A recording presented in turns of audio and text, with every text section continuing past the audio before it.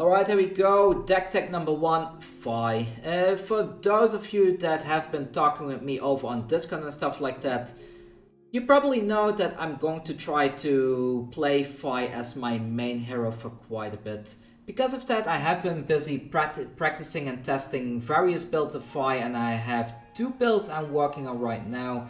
One build is the combo version with the Phoenix Flames, and the other one is centered around Rupture itself, using things like the breaking point to destroy the opponent's arsenal. This version is a whole lot more fun to play, but it is an extremely awkward deck. Why is it awkward? Well, first of all, you need to have at least 2 Phoenix Flames available to you in order to really get like a proper payoff with stuff like Inflame Right from the Ashes and Flameborn Retribution.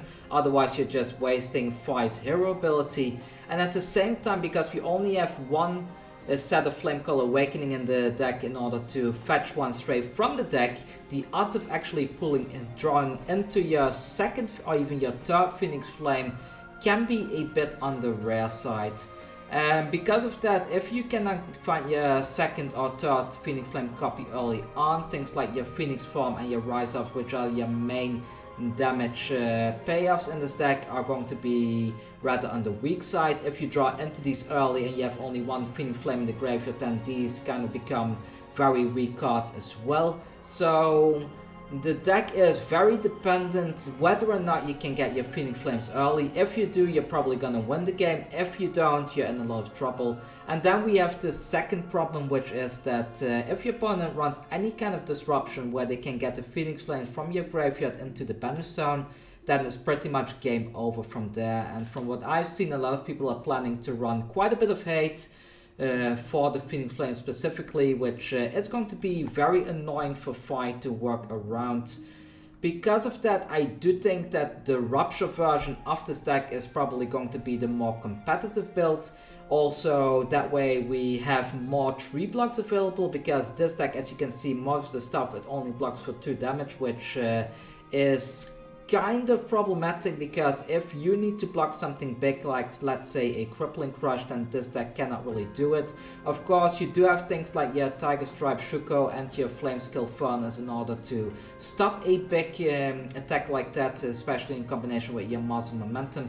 But you need a significant amount of 3 blocks in the current format to be able to block a bunch of on-hit effects like the Frosty Hammer from Ultim every turn. Of course, we do have the blues to kind of counteract Frostbite a little bit, but once the opponent starts stacking a bunch of Frostbite on your side of the field, or even putting a channel like Frigid down, then this deck kind of collapses into itself and doesn't really perform at all. We have the Stubby Hammerers available in the CC format. In Blitz they are banned for a very good reason, otherwise you could just OTK your opponent on the very first turn.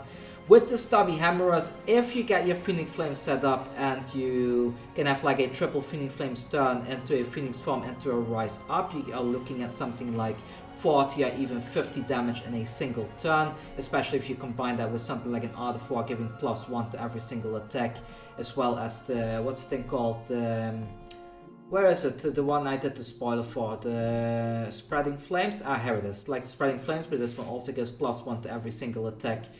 Almost every single attack, as long as it has a base attack that's lower than your number of combat chains. But I'm not sure. Like, maybe it's something here I'm not really seeing. I do think I've been practicing around 30 games or so, like I think this is the most optimal build out there. I guess you could run 2 Minnowisms since you are going to pitch it anyways. The third one is kind of overkill here, a bit of a mistake on my part here. Probably need to take one of those out in favor of something else. But yeah, I mean, I can do some gameplay footage for everyone if you want. Feel free to leave a comment if you want me to do gameplay footage. I will try to find an opponent to play against so you can see this deck in action. But up until now, I'm both happy and not happy with it, if that makes any sense. And if you want to have a good starting point for FAB, this is it. And I will upload my upgraded Katsu deck somewhere in the next 2 weeks, as well as the Rupture version of FAB, so keep an eye for that. I will probably give the patrons early access to that, and if you want a link to this deck list, I will share it on my Patreon as well. So if you want access to it so that you don't have to do all the work copy pasting this from my video, then you can join my Patreon. You can just access the deck list directly. And that's all from me for today. It's a very fun deck. I kind of wish I could fit more stuff in here, like Razor Reflex and stuff like that. Unfortunately, I cannot, but yeah, I mean, let's see how it goes. I will play this at a couple of events and I will let you all know how it functions in general in a few weeks or so, after I get at least 100 games in with this deck. Anyways, thank you everyone for watching, and see you all very soon with the next deck.